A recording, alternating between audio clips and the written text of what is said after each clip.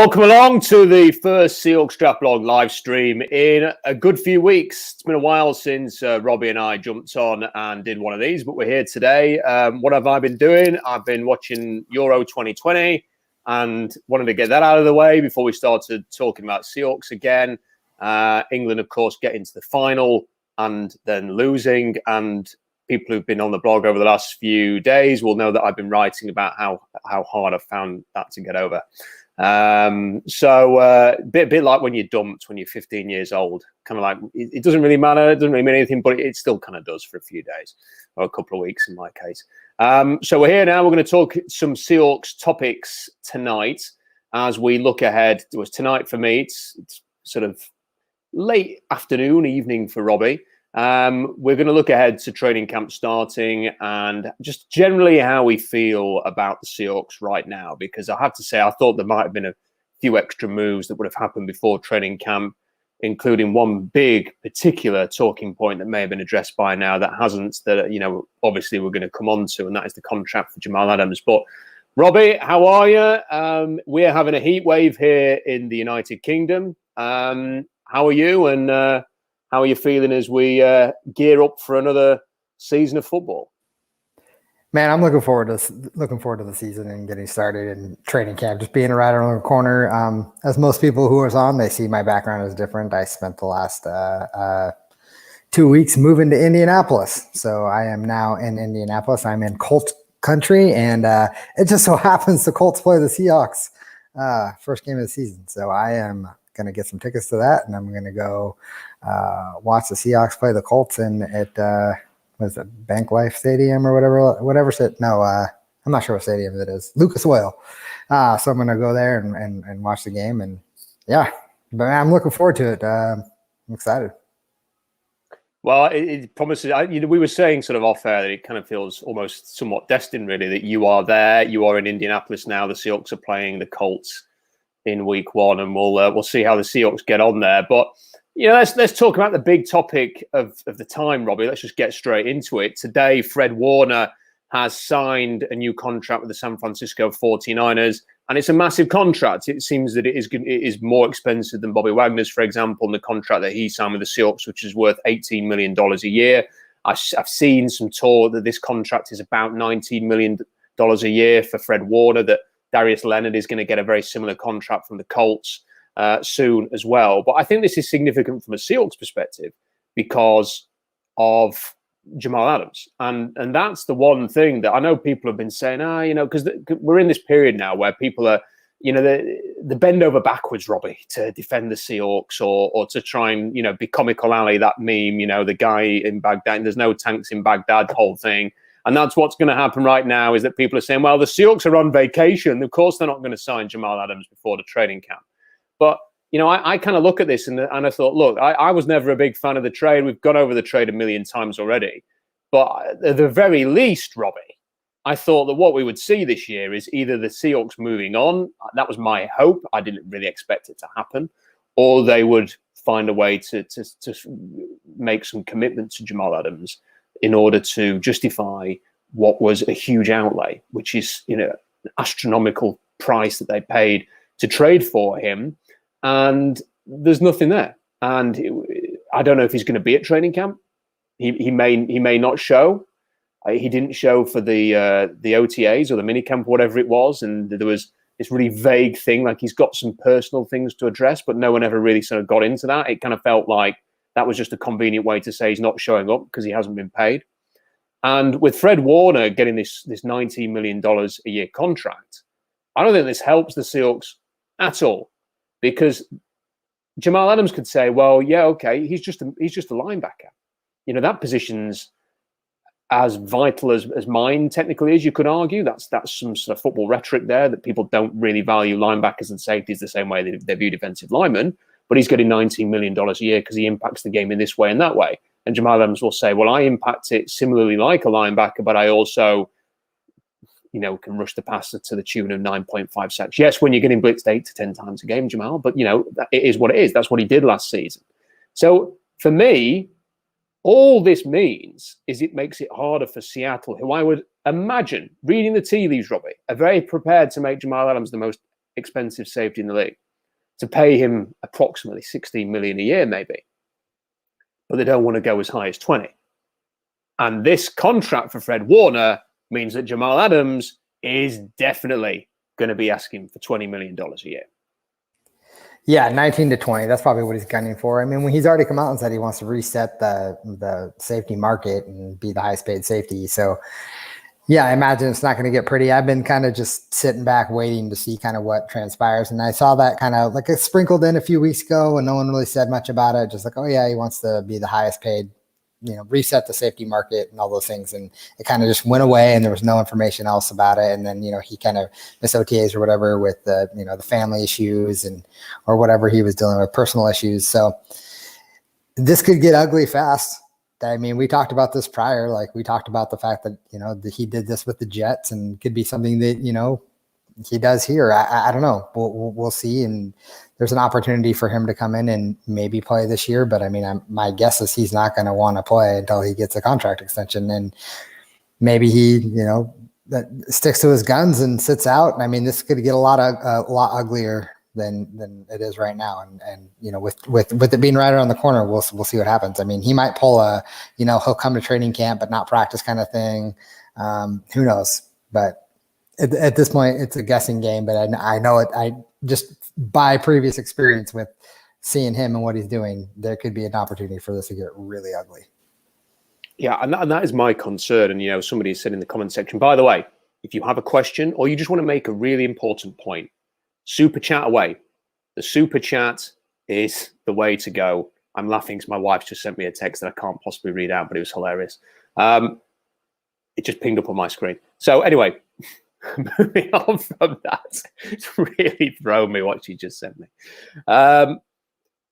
So yeah, on Jamal Adams, focus, Jamal Adams. So my worry, Robbie, is that it equally I don't think the Seahawks are going to let this get really ugly to the point where they're almost getting trade requests from Jamal Adams. But my fear is that what will happen is that it will get sufficiently ugly that the Seahawks will just cave to save face, and we'll portray it as this was always the intention to get him done. He deserves this $20 million a year contract. It was always that, because they've backed themselves into a corner. When you make a trade for 2 firsts, a third, and a player, you have committed to that player to the extent that it's just not an option to do what you did with Sheldon Richardson or do with Percy Harvin. You are saying, this is a franchise player that we're going to have for a number of years. And when he's only got 1 to 2 years left on the contract, he's going to expect to get paid. You lose all the leverage. How many times have we been over this?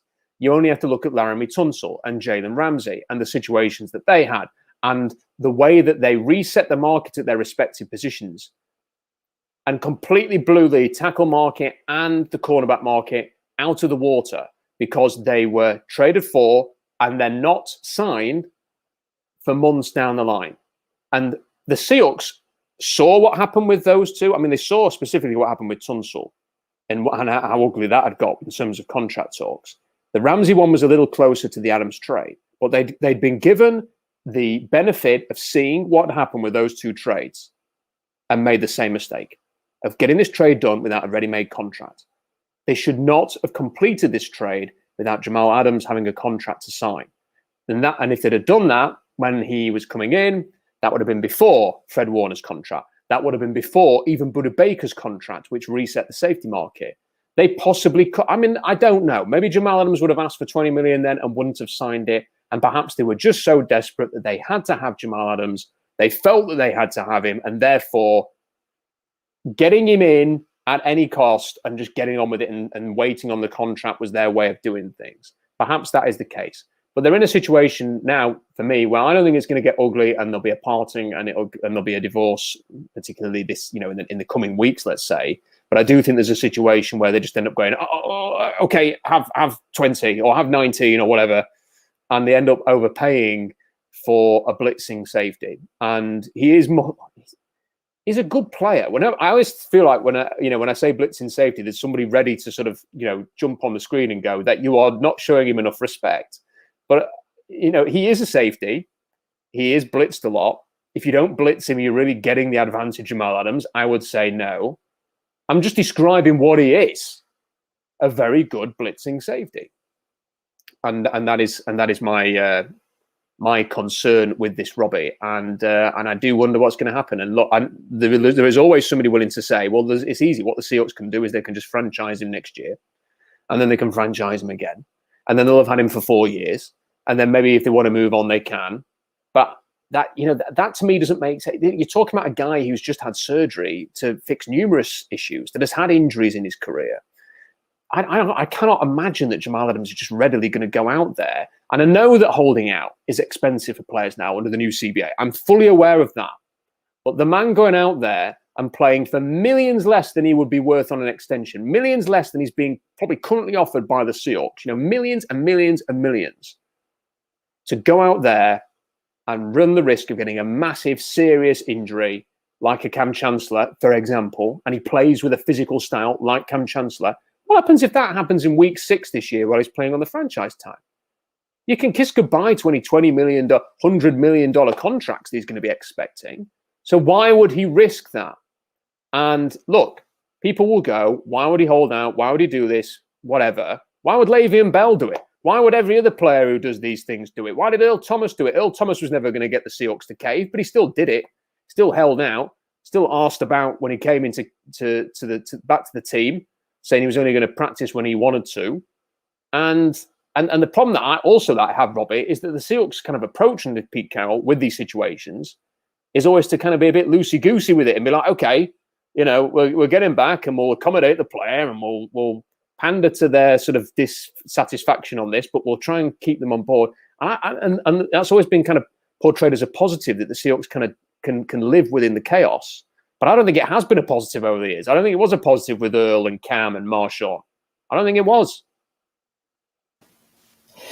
Yeah, and then the other aspect of this too, if you do sign him to say around 20 million or whatever, I mean, you're tying up a lot of cap into a guy that is injury prone, who has the ability to get hurt on every single play because of how aggressive he does play. And it's, I mean, I guess that's a risk you play with, with any player that you pay. But, he's one of those guys, like you said, he's been injured quite a bit and he's missed multiple games already as a Seahawk. And I just don't think he's going to want to come in and play. Like, I mean, people might say, well, you can franchise him next year.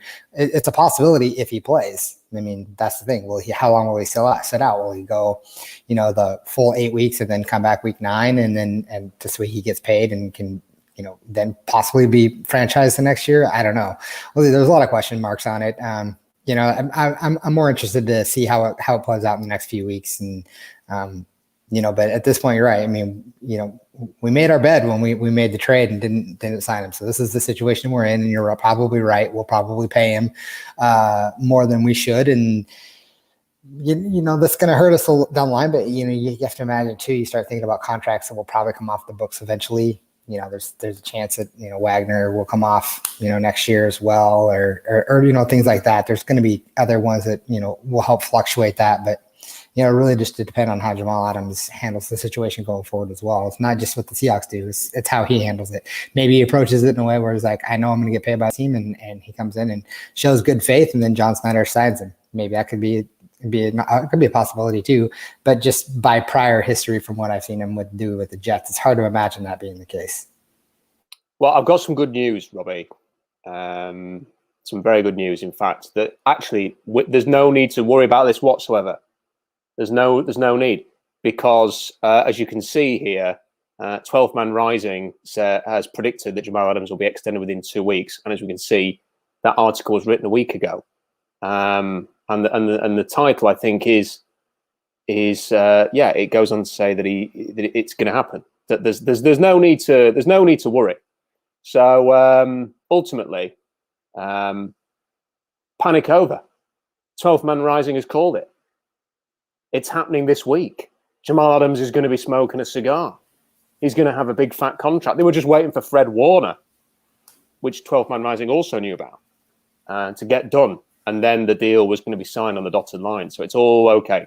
Yeah, it's just a prediction. Then it's stated as fact. So I'm just if there's anybody from 12th Man Rising, don't cry. I wasn't, don't take it personally. I was just having a little bit shots of fun fired. there. There's shots fired.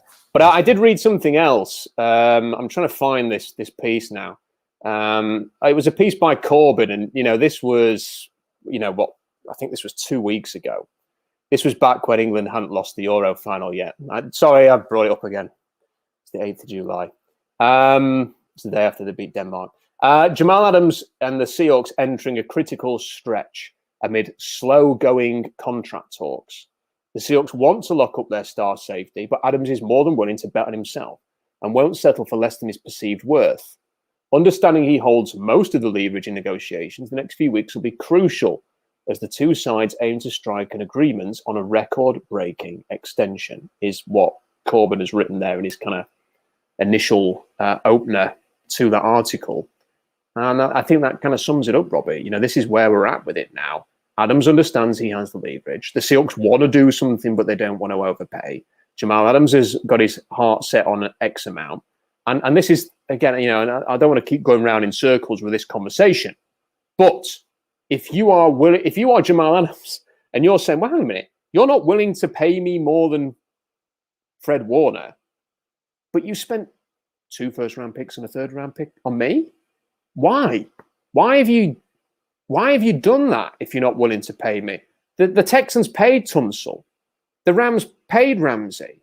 The Seahawks seem to have got this weird thing going here, Robbie, where they've made the same aggressive trade as those two teams, but now want to barter to the nth degree on a contract. And Adams will probably be sat there a little bit confused by this. And also the message that he'll be getting from the people who advise him is, well, just hold tight, because what have the Oxford of the Seahawks got? There's no leverage. There's no precedent for them. The only thing that they can do is try and force you to play on the franchise tag. And if they do that, well, then you've still got the leverage of threatening holdouts and disruption and drama. And look, if there's one team who just doesn't need any more drama, it's the bloody Seahawks, isn't it? I mean, we've all had our year's fill of drama with this franchise and the Russell Wilson saga. We don't need any more going into training camp. There doesn't need to be a question mark hanging over Jamal Adams. For me, personally, I think they should have moved him months ago. But now that they haven't, and if they aim to have him for the next few years, Robbie, they should just get this done, that kind of thing. You've made your bed. It's time to sleep in it. You've picked your ice cream flavor. You can't change now. Eat it. That's what I say to my kids. So I kind of think that's where they're at, Robbie, with this. Is that essentially it? Is that where we're at? I mean, I think, again, it's a couple of weeks until, I think things really start hitting the fan. So it could get really ugly, or maybe like 12 Man Rising says, it's going to happen in this week or next week. You never know. But when, let's wait to see kind of what happens. But we're at that stage now where we're like, it's make or break. Like, it's going to get ugly, or it's going to get, or it's going to get done. I mean, I don't know really what else to say about it. I feel like it's just a matter of time and before we really, get some information on what's actually happening. Because I have no idea where they're at in negotiation process or anything like that. So, like I said, I haven't really heard much. It's been really oddly quiet on it. It's been very quiet, hasn't it? Big Mike, but again, I'm selecting the odd, message here. But if you want a question, if you want to throw a question, or you feel like you have to have a comment. You must have a comment in. You need to super chat, and we'll immediately jump to the super chats. But Big Mike has put here, will Jamal be smoking a cigar and trashing the Rams like he did after they whooped the Hawks? Ass. I can't say ass. I'm English. I've been through this. It has to be arse. So, because that's what we say. It's an A-R-S-E. After they whooped the Hawks' arse in the playoffs. I do not want to see any post-match cigar. I mean, that post-game cigars, Robbie, I just kind of feel that was, in hindsight, an ill-judged move, given the Rams returned to Seattle a couple of weeks later in the playoffs, and as Big Mike said there, gave them one great big arse kicking. But I hope there's not going to be that was unfortunate. Any more cigars. And then when the Rams lost to the Packers, the Seahawks were going like giving it the big one, as we would say in Yorkshire on social media. It's like, lads, they still beat you. You're not in the playoffs either because they beat you. Right. And then they lost to the Packers, who probably would have absolutely killed you if you'd have played in that game. So anyway, have you got a thought on the Fred Warner contract, by the way? I mean, I have to say, Fred Warner's one of those players that when you draft him and it works out the way that it has, it's amazing. But to me, he's also that kind of player that as soon as he starts earning $19 million a year, you start thinking, yeah, is that right? Is it great? Would you rather traded him and maybe just got the next Fred Ward? I mean, that's easier said than done. But is he going to be worth 19 million a year? I don't think Bobby's been worth 18 million a year. I'm sorry to say.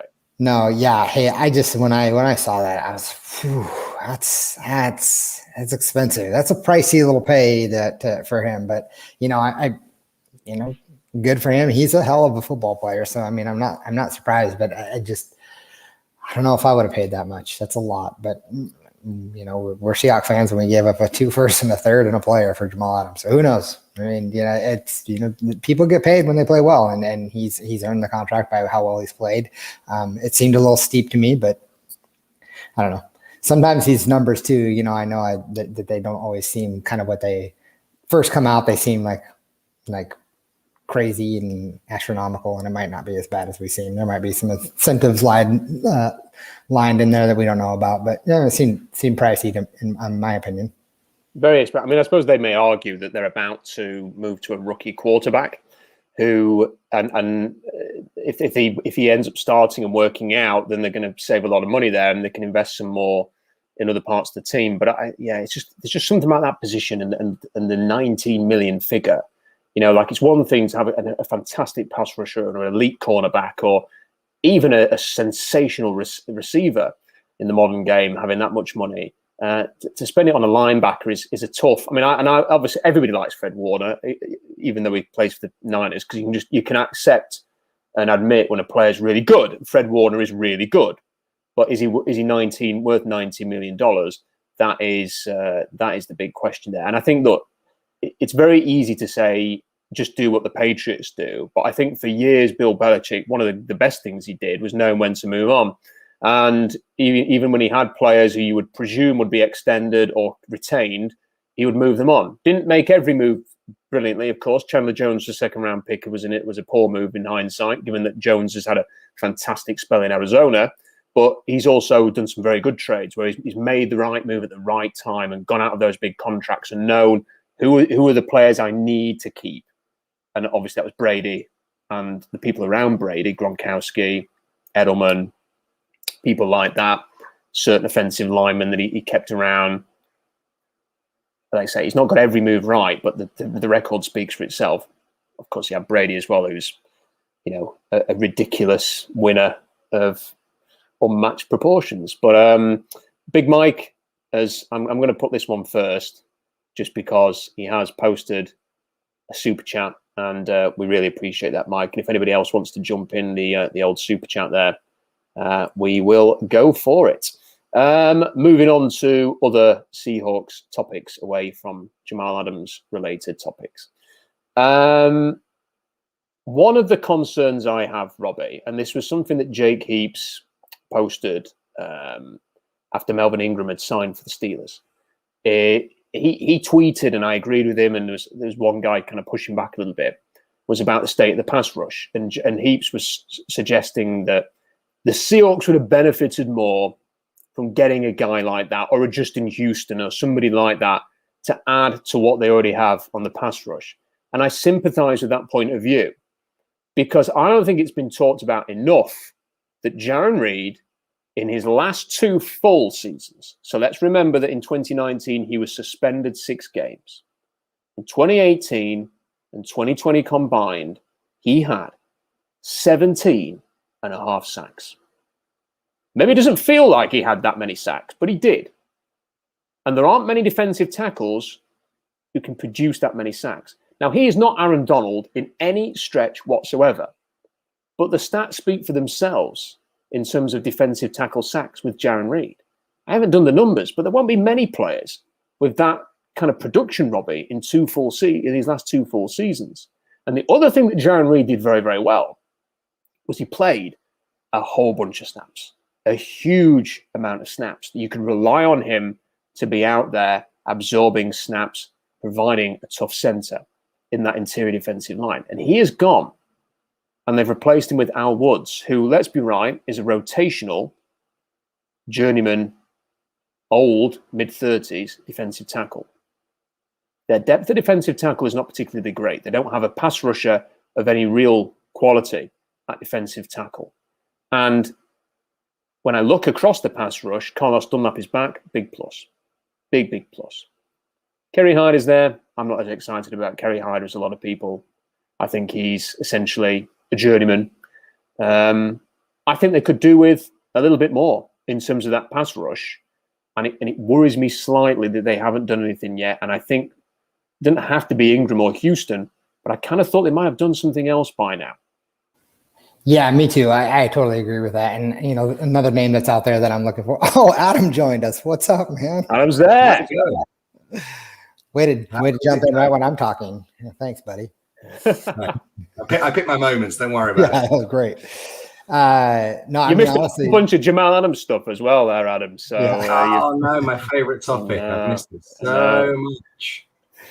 We're going Robbie on the pass rush. Yeah, a name that's out there that I still really like is Geno Atkins. I think he would be a great fit. As far as I know, he hasn't been signed with anybody. So for me, that's a name that I think would be a perfect fit for us. I know he's older too, but if we're going to bring in rotational guys, I don't think we need someone to come in and play as many snaps as Jaron Reed did. But if we're going to have a rotational, I would really like to see them get someone like him to rotate in, maybe on those pass rush situations or helps up the run or whatever it might be. Because I still think he's a really good football player.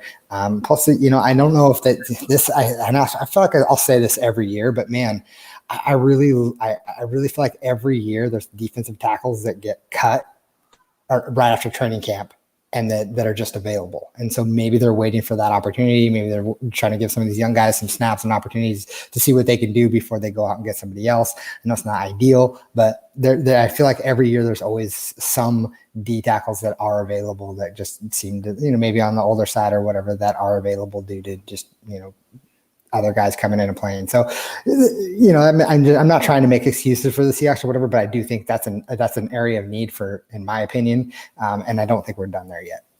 Adam, just to fill you in, what we're talking about at the moment is the fact that Jaron Reed, in his last 2 full seasons, 17.5 sacks, won't be many defensive tackles who've got that level of production. It didn't always feel like Jaron Reed was delivering like that as a pass rusher over the years, but the stats speak for themselves. 17.5 sacks in 2020 and 2018 combined. They haven't really replaced that production, just putting Al Woods, who's that rotational, older, mid-30s, bigger defensive tackle.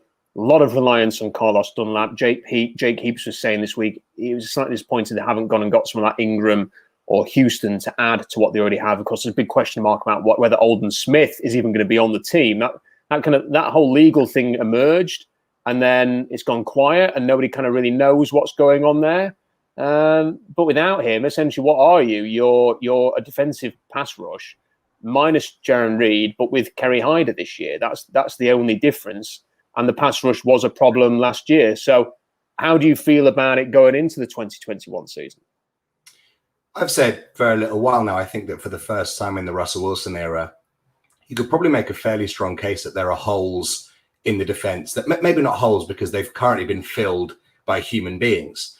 But, you could look at linebacker, you could look at cornerback, you could look at the pass rush and say, if things don't quite go right for those, all 3 of those could be positions of weakness, whereby we've probably never had to say that. Certainly not about linebacker, certainly not about secondary, probably since Russell Wilson's been there. But when it comes to pass rush, I always think about someone like Dwight Freeney, who came in and got 4 sacks in 3 games.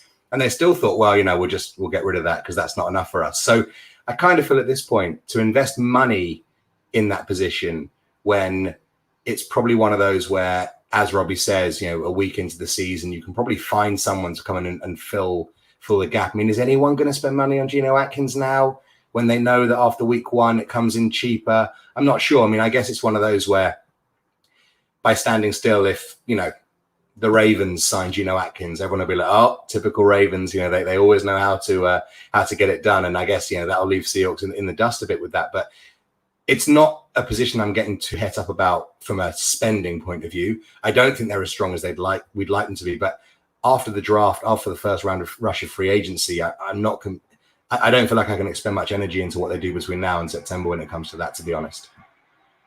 Robbie, on the defense generally, as we kind of look at it right now, I kind of look at a unit whereby, Reed's obviously not there, and he was there last year.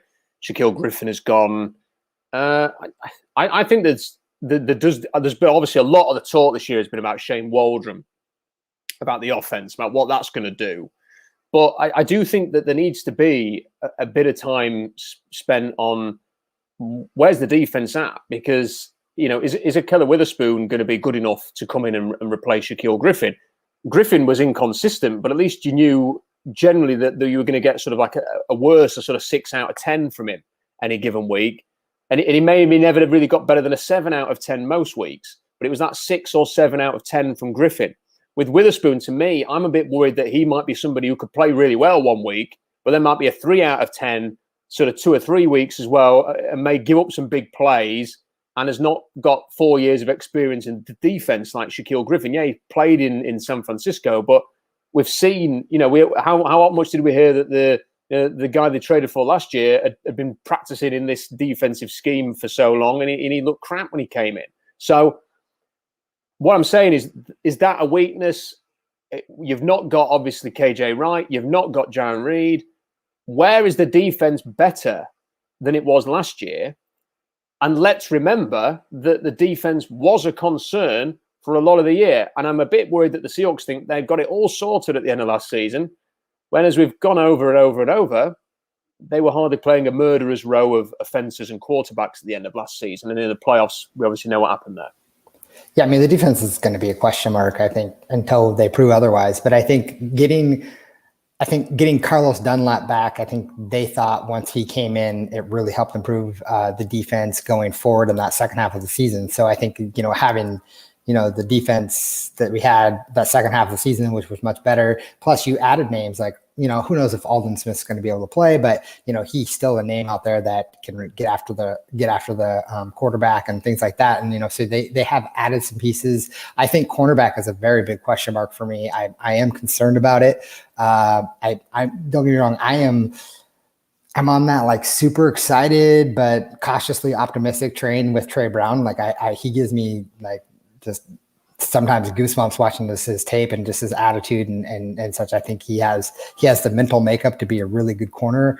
And I hope that he can, stick and be one of those guys that we hit a home run on.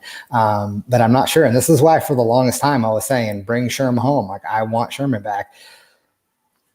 With Sherman's legal troubles, that's probably not going to be that's not going to be a thing anymore, right? Like that's not going to happen. It's probably about as likely as the actual Shermanator from the American Pie film signing for the Seahawks to play quarterback now, I'm afraid. Yeah. So I mean, I think they're just going to have to roll the dice with what they got. Maybe see what they got. With Marquise Blair, see how they're going to position him as well. I mean, there's a lot of things that, training camp is going to be interesting this year, especially in that cornerback position and seeing who kind of steps up and fills the role, because, I didn't want to re-sign, Griffin by any means. So, I mean, he got a huge contract that I would have never given him. And 6 out of 10 for me is not good enough at a corner. And so we need someone to come in that's at least give you 7. And so, we'll see. I mean, I don't know if Witherspoon's going to be that guy. You're right. Maybe he's going to be an 8 out of 10 one week and then a 2 out of 10 the next. But it's the defense is. I'm cautiously optimistic they're going to be better by how they played in the second half of the season. But again, it's too hard to tell, especially this early on. Quick thought, Adam. We have got some very important things to talk about now that you're here. Some things I'm sure you're going to be very interested to discuss. So a final thought on where you sort of see the defense right now with regard to the Seahawks. I think when it comes to names on paper, we probably all have every right to be as pessimistic or as anxious as we have been for years and years, because there's stalwarts that we've, just taken for granted that are no longer there. I think if you're going to try and look at the positive side, Rob, classic phrase when it comes to British sport, when a player's been out for a year, he's like a new signing. And Darrell Taylor, the way they talk about him, is someone that for me feels kind of that like a new sign. He feels like a bit of a free agency splash, even though he's not. And I kind of feel like if I close one eye and squint a little bit with the other one, then the idea of like, the guys getting off the bus and intimidating people with Taylor, with Jordan Brooks, Marquise Blair coming back. I'm the eternal pessimist, but there is part of me that thinks that maybe they've sort of managed to transition either accidentally or just stumbled upon just a slightly brighter, fresher, quicker core of a defense with that. And then you add in Jamal Adams, you add Bobby Wagner, Poona Ford, hopefully. There's enough there for me that until the inevitable meltdown after we give up 45 points to the Titans in week 2, that there's enough in there that I can feel vaguely optimistic until then, I think. We've had so Mike who did the super chat earlier, so I'm going to put another one of his comments. And if you want to comment up on there, super chat away. Mike says, does Brown beat out Witherspoon? It is a quick thing. I think you always tell who is likely to be in contention for these kind of things when Pete Carroll does interviews. And I noticed in his interviews during the whatever it's OTAs or whatever, he was full of praise for D. Eskridge and full of praise for Stone Forsyth. I thought it was quite lukewarm on Trey Brown, which suggested to me that they were sort of thinking maybe a year ahead. I actually wonder whether Trey Brown is a potential replacement across from Witherspoon, because the starter there, who obviously did very well last year, is out of contract at the end of this year. Smaller guy. I'm wondering if they think maybe Trey Brown can take over there, redshirt him for a year, go for that rather than maybe necessarily start right away. But that's what training camp battles are for. We get to find out, don't we? Adam, I sort of gave it a big send-up that we were going to get onto something that you might have a little bit of interest in. And if I can just share the screen and ask for the words that come to your mind when I share this. Oh, Christ.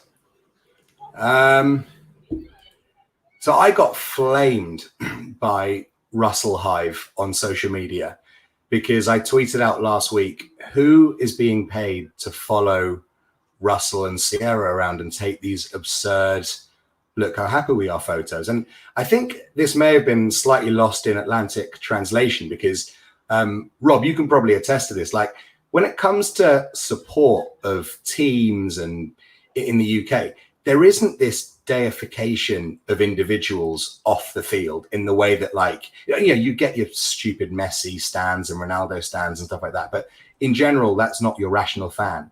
It's amazing to me, like, how people really like pitch themselves up to a player more than the team sometimes. And I got, I think, like 100 comments of people slagging me off about, why don't you support Russell Wilson? Why do you care? Why are you so triggered? I was like, well, this is just Twitter. Like, we're just talking rubbish about rubbish. That's kind of what we do here. And yeah, I mean, look, the clothes, as someone saying there, the jacket rules. I mean, in a way, I suppose. But yeah, Robbie, do you have a shirt like that, Robbie? I wish I had a shirt like that. That's awesome. How would the people of good. Indianapolis react if you were walking? I have no idea. I have no idea. I don't know enough people in Indianapolis yet. I think the next version of the Matrix looks great, but is that necessarily what we think is going to be for our starting quarterback? Look, they can do whatever the hell they want, and good luck to them. But we also have the right to find it hilarious, and I don't get why people seem to get so precious about it. Because if that was like an English soccer player, I mean, they would be getting just torched online.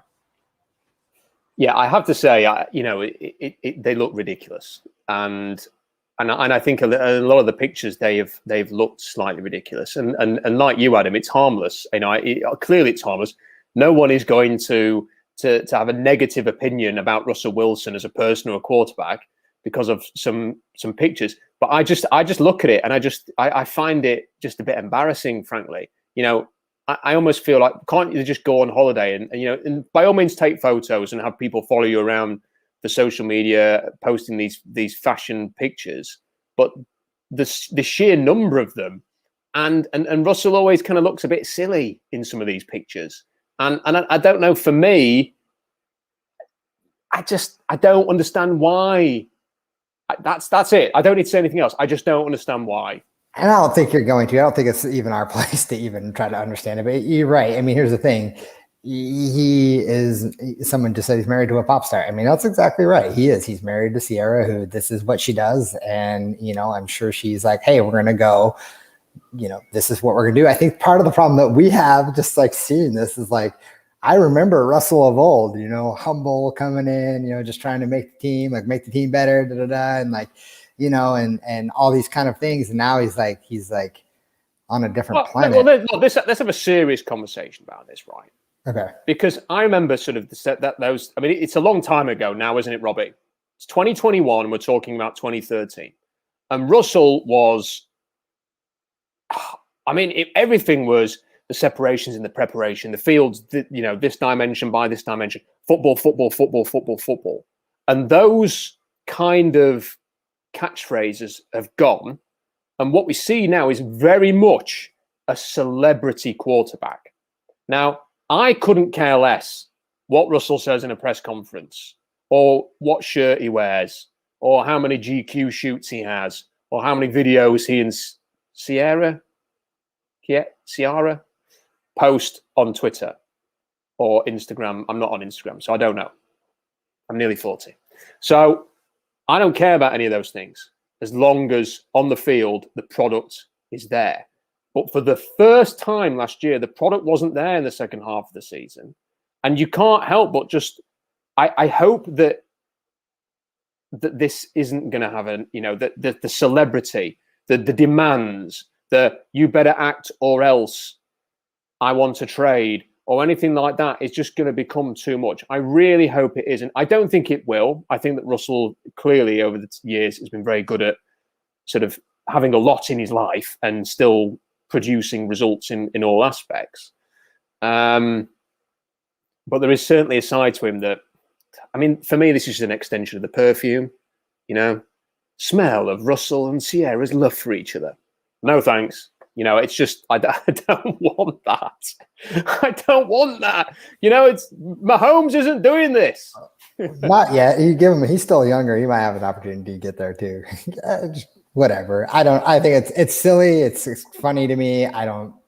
It's kind of dumb. I wish he wouldn't do it, but it's, I think someone said on here, like he's probably being paid to do that, and probably true. Like he's probably being paid to wear this certain shirt, and who knows? It might even be that much on him. It might be more Sierra just telling him like, you're wearing this, and because I want you to look this way, and whatever. It's funny. I mean, I'm reading some of the comments. People are saying it's about his brand, and for me, like on a serious point, like what brand has Russell Wilson actually got to the point where if he retired tomorrow, would you ever listen to Russell Wilson speak again? I mean, for me, he tries so hard. And again, I cannot stress how little I care about this, but it's July, and so this is what we have to talk about. For me, spent so long trying to create a brand with the perfume, with the voices, whatever. He's actually almost ended up with no brand at all. And I'll put it out to the comments. Like, do any of you listen to Russell Wilson's podcast? Because he does a podcast with like amazing celebrities like Ken Griffey Jr. and he has people like that. And you would think that if Aaron Rodgers or Tom Brady or Ben Roethlisberger did a podcast in their towns, you would imagine that would be essential listening. And I have never, ever listened to my own quarterback's podcast. And for me, that's quite indicative of how much of a nothing he's sort of turned his brand into for me. Yeah, I think I've never listened to the podcast, and I don't think I really would. I just don't think it would be, like you say, as much as the great guests are on there, everything is very managed with Russell. And I think he treads a very fine line between being almost manufactured a certain way by himself. I think, it's him who's doing this. And almost you could easily make the accusation that there's a lot of Russell that's a bit forced, and maybe even, dare I say, a bit fake. And sort of seeing that early in his career, how the message was this because that's what benefited him at the time, and now he's of a certain age and with a certain lifestyle, a different type of personality. I think he kind of changes with the times a little bit. And it's hard to know. I think we've had this conversation on podcasts. I don't know if it was on this or on yours, Adam, but I don't really feel like I know Russell Wilson. And I think that's a little bit surprising that, he's been the quarterback for so long. I don't really personally feel like I have a grip on who he is, or whether if I just so happened to walk into a bar in Italy, which is where he's been, and I saw Russell Wilson sat there, that I'd necessarily want to sit down and have a beer with him, which is, if it was Marshawn Lynch, I'd be straight over, he'd probably tell me to go away. But even still, I'd give it a try. Hey, I met Doug Baldwin once at a Seattle Sounders game. Was he angry? Oh, he was pretty nice. I would think I was a little intoxicated as I was leaving. You're speaking to one of Doug's best friends, by the way. But in all seriousness, we spoke to him on our show for 80 minutes, and I would have gone for another 80. And I think he even said, like, let's do a part 2, which is great. But I'm honestly not sure I could get 80 minutes out of Russell Wilson. I'm not sure I could get 18 of stuff that I would actually be proud to put out. Obviously, if the UK Seahawks podcast gets Russell Wilson, we're going to put it out and pump it, and publicize it wherever we can. But I kind of feel like I'd be forcing it. Whereas with the Baldwin chat and KJ Wright, who we spoke to a couple of weeks beforehand, like, it was amazing and it was so engaging. It was brilliant. And by the way, people have missed that. It's timeless. So go and dig it out. You go Google it, find it, and listen to it. And the one with KJ and the one with Doug and all of the other podcasts that Adam do, especially the ones that I'm on. No, I'm just joking. I haven't been invited on them, so don't go listen to it until I get invited. That is not true, Robbie. We've been in the DMs. We'll get you on. Don't worry. We'll have to do a home and home. Well get everyone on. Yeah. By the way, I didn't get to finish my story. Go ahead. Go ahead. So I'm a little intoxicated leaving the Seattle Sounders game, and we had a suite from my old job. And as we were leaving, Doug Baldwin walked right by me, and I was like, "That's Doug Baldwin." And my buddy who I was with goes, "Dougie," and he turns around, looks at us, and we didn't know what to say. We were just like, "Hey," and he's like, "We're like, have a good season." And he's like, "Okay, you guys get home safe, all right?" We're like, "All right." Just stupid. That was pretty funny though. A super nice guy. That's cool. He always came across to me like he is a nice guy. I think he comes across that way, and dare I say, probably as we're sat here talking about, is Russell? We don't know anything about him. Sometimes I think someone's described him as inauthentic in the comment section. I think Doug's the opposite of that. Is his heart? He wears his heart on his sleeve. You know exactly where you stand. And obviously, he never quite sort of nailed his colours to the mast on the whole what his issue with Russell Wilson was, but he made it very clear that he had one and still does. So you never left guessing there. One of the other things I wanted to talk about, guys, and look, listen, if you don't want to talk about this, it's fine. But I wanted to bring it up, and I think it's important because I don't think it's been talked about enough. And listen, if people think we're just complaining or I'm complaining too much, then whatever. But I'm going to say this, and I'm not comfortable with the way that the Seahawks have approached the reaction to the Russell Wilson saga, as I like to call it. I thought that the press conference that Pete Carroll and John Schneider did, and the subsequent press conference that Russell Wilson did, which I thought was very awkward, I think that really, I personally feel like they've treated the fans like mugs. And I think that's unfortunate, that. I think that it was clear that there were some issues, and I think that Russell Wilson was angling to provoke a reaction. I don't think he necessarily wanted to leave, but I think he wanted to give the Seahawks a kick up the arse and say, look, 6 years in a row of not competing in the playoffs properly or properly contending is not good enough.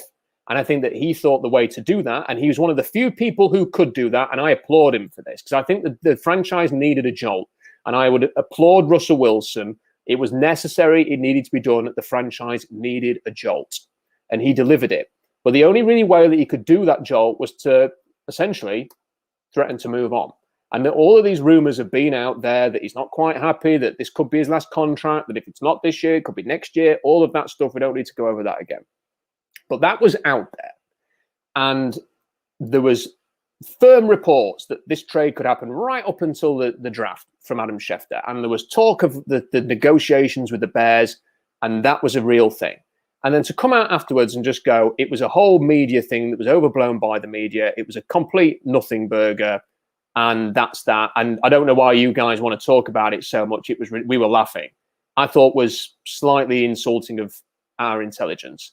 And then I think when Russell Wilson came out and basically said things like it was nothing. Well, it was kind of was something, but it was nothing. And, you know, all of that. And that's basically what the gist of that press conference was. I came away thinking, listen, you know, treat the fan base with respect and just tell it as it is, that there was an issue and you've dealt with it. And if it had just come out and gone, yep, that was difficult. It was a challenging off season. But you know what? We've worked through our problems and here we are. And be honest about it.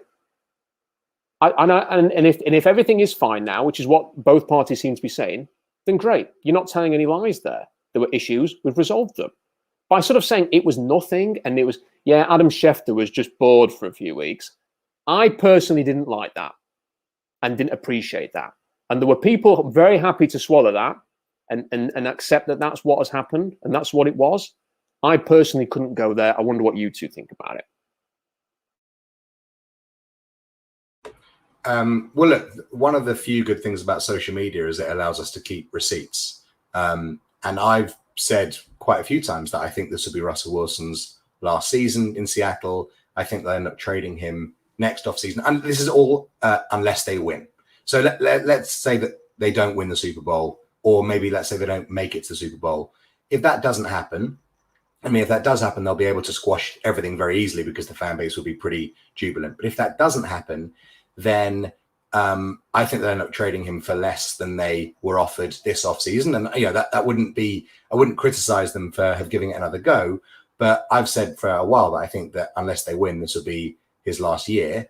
And at that point, if that is the case, then I'm seeing that as an extension of this, and that they didn't squash it and they actually did treat us like mugs. I'd be so delighted to be wrong. And I'll be so happy if it is just a case of, well, Pete's just doing his thing where he doesn't really say a lot, but he says enough to fob us off and, you know, bury a story. But for me, this is a story until that contract gets restructured, because that for me would be the biggest indication that he's going to be there for a while, because it pushes money into a point where they can't trade him. Whereas next year, it's not really that big of an imposition on the cap on the team to do it. And so, yeah, for me, like I'm keeping the receipts until next year, and I'll make my judgment on next year.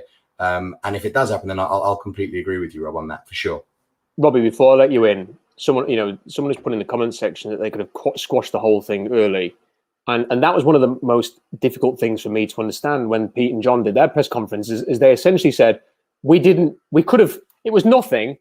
But we didn't say anything. We didn't squash this and quash it straight away and avoid weeks of media drama because we didn't think it was worth it, or we didn't feel the need to. And we actually quite enjoyed all the drama. There's never any benefit to having your quarterback's future talked about on a national level or an international level for as long as they did. That made no sense to me, and I didn't get that. And that whole sort of, we just let it fester because we could and because we didn't want to talk about it. I didn't understand that at all.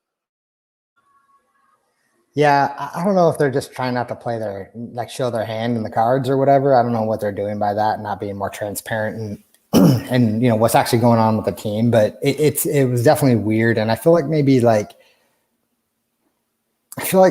kind of like Adam said, I think I said like at the end of the season or when this started getting really, you know, during the meat of it, that I felt like this would be Russell's last season as well. And I think like no matter what we do, even if we make the NFC Championship game, and like Russell would probably be traded if we didn't win the Super Bowl. And that's kind of like the vibe I've been feeling the whole time about it. And I still kind of feel that way. Like I don't really know what's going on right now and how they, you know, quote unquote squash this or, you know, wasn't a thing or whatever. I mean, clearly it was a thing. It was talked about by many different people. There was trade offers even, you know, that came in from the Bears. We didn't agree to it. I mean, there's rumors that John liked it, but Pete didn't. So, I mean, I don't know what's true. You know, it's a lot of speculation.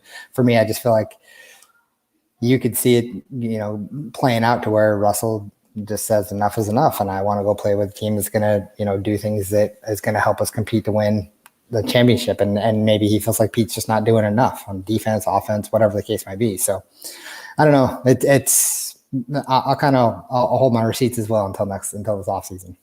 I still think that the best thing to do would have been to get this all sorted before the draft and get a contract extension done, so that would eliminate it as a talking point. So that when you go into this season, like what's going to happen now is every time Russell has a tough week, it's going to be talked about his future. Every time the Seahawks lose when Russell plays well, it's going to be a talking point.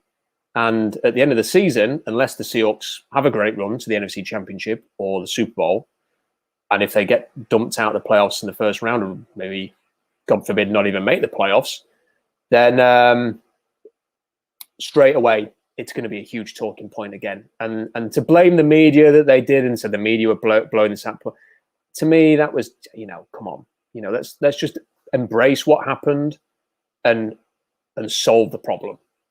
And, in terms of trading him next year, I don't think it's like how there's never going to be an opportune time to move on from Russell Wilson. There's never going to be a quarterback sat there who you can bring in and say, that's the guy that we're replacing Russell Wilson with. So we'll see how it goes.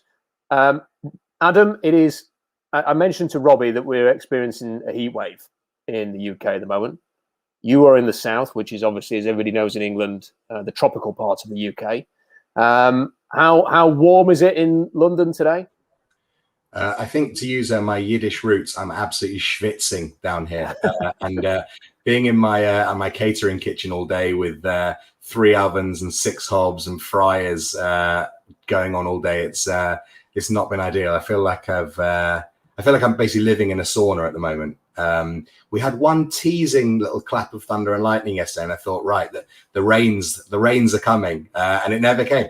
So just being trolled, just mercilessly by sort of everything in my life, really, sports and weather, the works, really.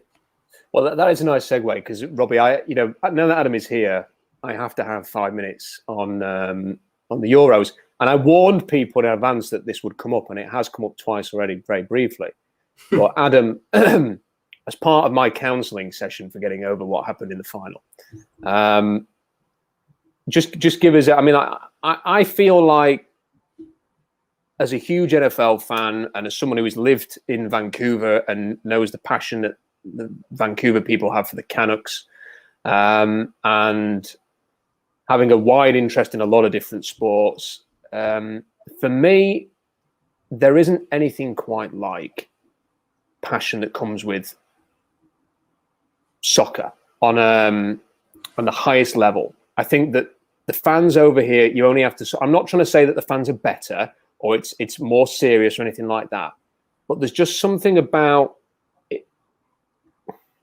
It's almost like I'm trying to find the right words for it. It's like a life or death situation almost, that it means so much to people over here that. And I've written a couple of pieces since the final that I've really struggled to get over it. For me, following the England football team it's what makes up for the fact that in the job that I do, I can't follow club football over here. And therefore and then it happens every 2 years and then it goes away again. And now that the Euros have finished, I feel like I've now not got a huge hole has appeared in my sporting following fandom until the World Cup in Qatar.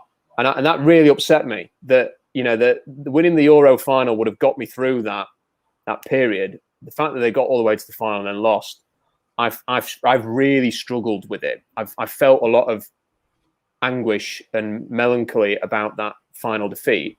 And, we're both Seahawks fans. I think I experienced something very similar with that Super Bowl when the Seahawks lost to New England. It was a different kind of pain after losing to Italy on penalties, but it was still. I found it completely agonizing, and I'm not sure. I can't. I'm not fully over it yet. I just wondered how you feel about it.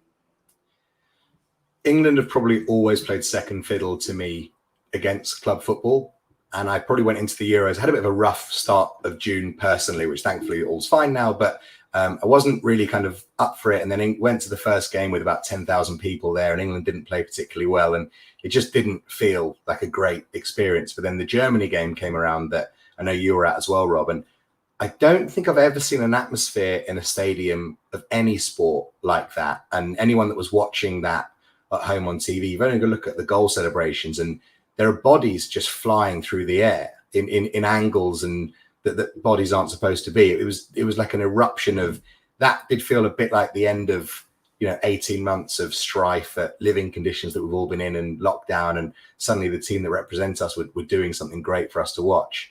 And then I know we both went to the semi and the final, and I think the problem with the final is that as the club team that I support are just absolute experts in doing exactly that in finals. There was an air of inevitability that from about probably 40 minutes into the game, kind of started mentally preparing myself for the heartache that was to come. And even though you hope it doesn't happen, it doesn't make it any easier. But it was just, I think, look, we're all at a point probably in our lives where you're looking for something nice to happen. And sports, it's amazing how often sport can do that. That can change your whole mood of what's going on. And it just felt like we just deserved one in our favour. And the fact that it didn't happen just felt like yet another sport kick in the bollocks, to be honest, didn't it?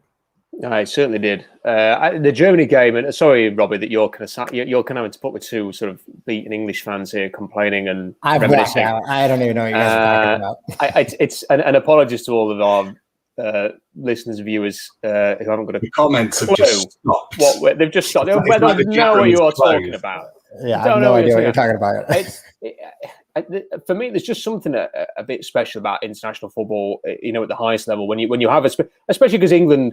They've never been a team that's contended for championships in our lifetimes, Adam. But there's always been that sort of possibility that it could happen. You've always kind of had that faint hope that it could happen, and this is really the first time when it was probably actually genuinely possible. And that Germany game, like you say, the fact that coronavirus had ruined the last 18 months for everybody, and I can remember when the first goal went in and just celebrate, and some guy just sort of like fell from like three. He jumped and he landed on my back. And otherwise, if that had happened, in Tesco's, I would have been very angry. But they just scored against Germany, so you grab him, you hug the two people next to you, you're going absolutely crazy. And I don't think I've never been anywhere that compares to what happened in that Germany game. I've never been in a crowd that's been like that. And I've really struggled with it since they lost. There's little reminders, like I was in a Tesco's actually in Norfolk over the weekend, and there was a huge crate of Bud Light. And Bud Light, for some reason, is the official beer of the England team. I don't think there are many English football fans who drink Bud Light. But they had all the players on there, and it just made me sad just walking past it, thinking, no, I'd still be drinking champagne now if they'd have won against Italy, and they didn't. And actually, I found that really, really tough. I want to share this just before we finish, because I hope this might help people understand how much it kind of means to some of us. This is a picture of me, and so this is a picture of me with my friend. So this guy here is someone I've known for about 30 years. This was at the Denmark game. You can see that I am representing the Seahawks at Wembley in the semi-final there with the old Seahawks hat on. And it was the only one I saw. Usually when I go to sporting events, you see the occasional Seahawks hat or hoodie or whatever, but it was the only one that I saw on that particular day in the semi-final. And then there is also this picture, which I shared on the blog as well, if I can find it. Need to make sure that I get the right one. Let's see, is this the right one? So this is a picture of that same friend took when England scored their second goal against Denmark. And I didn't realize he'd taken it at the time, but I think it sort of shows how much it meant to a lot of people when it became apparent that England were going to qualify for that final. Are you a big celebrator, Adam? Was there some of the sort of pained expression on your face when that Harry Kane goal went in against Denmark? So I actually completely froze for the first time ever in a sporting stadium. The guy that scored the goal is my all-time hero, and it was a penalty to England, and he always takes the penalties and he never misses, but you had that horrible thought that he might miss. And so there's actually a video of about 2 minutes of 30 seconds before the penalty and about a minute and a half after the penalty, and I just haven't moved. Just didn't move a muscle because I'd completely frozen at the magnitude of the situation, which is pathetic, really, for a 33-year-old. when it comes to going to a sporting occasion, which is supposed to be fun, everyone going to sport. But I'm yet to experience the fun of it just yet. Well, no, I guess it's the fun's in the journey, not the destination, but it would be nice to reach the destination one of these days, wouldn't it? Yeah. Do you know what, final thought on this, because we talked about it long enough. I wish I'd enjoyed it more, Adam. I don't know if you feel this way. So as the tournament goes on, Robbie, essentially you play a game sort of every 3 or 4 days. There was like a week gap between one game and the Germany game, but you generally play about every 3 or 4 days. And as you were going on through this, so the tournament lasts about a month. And I just spent the whole tournament kind of fretting that England were going to, throw it away or lose a game that they shouldn't lose, like they played Ukraine in the quarterfinals. Rather than sort of looking forward to that game, I was very anxious that they were going to not take the opportunity to get to the semi-final. And when they got Denmark again, it was that same kind of, oh my God, they're never going to have a better chance to get to a final. And can they win this game? And then when they beat Denmark, even then it was like 4 days to the final. And I was kind of like wishing Sunday was here already.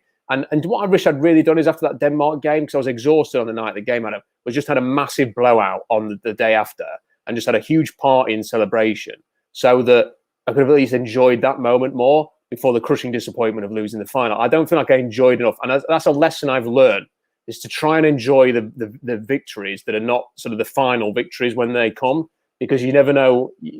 As soon as you lose, you don't want to celebrate. You don't want to enjoy it. You're gonna be miserable. I'm going to try and enjoy those moments more moving forward. So, for example, if the Seahawks were to win a big playoff game, I will spend the week basking in that rather than worrying what will happen next. Listen, I mean, I have no idea what the hell you guys are talking about, but I understand the fandom side of things. And having been to both NFC Championship games that we won, I was there for the tip and I cried like a little schoolgirl. And then having gone to the Super Bowl to watch them win was one of the best experiences of my life. And I enjoyed every single second of it. And then the following year, having been at the game with Russell throwing 5 picks and feeling that, there's 2 minutes and 30 seconds left and he just thrown another pick. And it felt inevitable that we were going to lose to the Packers in the NFC Championship game. And to watch us come back and watch Marshawn run in the end zone, and then you're thinking, oh, we got to get the 2-point conversion. Oh, shoot, we scored too fast. Aaron Rodgers has enough time. They go down, kick a field goal, and then to watch Russ throw that bomb to Jermaine Kearse to win the Super Bowl. I mean, it was that picture of you, getting all excited was, I mean, there were people hugging and like crying. And I mean, the stadium was going absolutely bananas. And man, just I understand the feeling of enjoying the moments. And hey, I tried to go to that and then after that, I tried to go to that Super Bowl, the one that was in Arizona. It just ended up being too expensive, so I ended up in Vegas and went to a UFC fight and watched the Super Bowl in Vegas, which was actually quite fun. But surrounded by a bunch of Pats fans and having Russ throw that pick and just having it be just devastating and heartbreaking around that, I can tell you. I get the fandom side thing. I'm going to answer Big Mike's question real fast. I moved to Indy for work. So I moved out here, been here for about 2 weeks now, maybe 3. I've known for about a year that I was going to come out this way.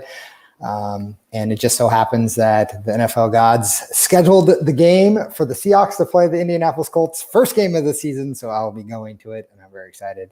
But I got my season tickets for the Seahawks and I still plan to go out there and catch some games. And I'm hoping to meet up with Rob and Adam at a game or two when they come out to visit as well. So that is why I moved to Indy, Big Mike. No, you better bring some good luck to that game, Robbie, by the way. Because that's all I bring. As soon as you're going to be there, it's good luck. By the way, just a final exclamation point on this. Adam did exactly the right thing after that England loss, which was to go to Edgbaston Cricket Ground and watch a cricket match, which I watched on the TV, and that was definitely an antidote to what happened. And if any of you Americans ever come over to the UK during the summer and get a chance to go and watch a one-day international or something called a T20 cricket match, and if you are close to Birmingham or Edgbaston or Manchester, Old Trafford or Leeds and Headingley, get yourself to one of those grounds, Trent Bridge in Nottingham as well, because if you want to party and you want to have a good time, that's the place to be, Adam. Yeah, I think The only caveat to that is that if your wife has had to live through you going to Wembley 4 times in the previous 10 days and coming in at 3 a.m. stinking of neck oil, which is a local beer here, on all of those times, and then final happens, and then it's the day after the final, and you say, she said, oh, well, at least the sports are over for the summer. So, actually, no, sorry, I'm actually going to the cricket which is 10 hours, get the game tomorrow. You just need to time it quite well with when you slip it into conversation that you're off for another day on the beers. But hey, it was a brilliant way to round off a summer of sport, that's for sure. Well, yeah, 2 points. First of all, neck oil has been my beer of the summer. I've drunk a lot of that. And the other thing is that my wife, obviously over here, Robbie, when we watched the NFC Championship games, they finished very late. And on both occasions, my son, who was very young at the time, he was a newborn baby in the 2013 season, and a 1-year-old, that he was a pain in the backside and would not sleep and was up. And that's, not only did I wake him up several times celebrating, but then ran upstairs and woke my wife to tell her that the Seahawks had won the NFC Championship game on both occasions. And her reaction was not pleasant. I thought she'd be happy for me, but I was wrong. Hey, you can't do that, man. When you got a baby, you can't do that. She's usually very understanding with sport and stuff like this, especially me yelling at 3 o'clock in the morning during a late game. But not on this occasion. I thought she would be happy that the Seahawks had succeeded. But no. And maybe as a punishment, she got to have me moaning about that Super Bowl loss for about 3 years. Karma. So there we go. I think we're just about done. We'll no doubt be back soon because training camp starts next week, and there'll be a lot of talking points from that. And who knows? Maybe the Seahawks will get around to doing something about Jamal Adams' contract or whatever. We'll find out. But as soon as there is any news, we will jump on. Thank you again. Don't forget to like the video, subscribe. There'll be more of these now that Euro 2020 is finished and that the NFL season is on the horizon. Don't forget to share the video as well. Many thanks for joining us. Robbie, Adam, thank you for your time as well. You've been amazing. And we'll see you next time.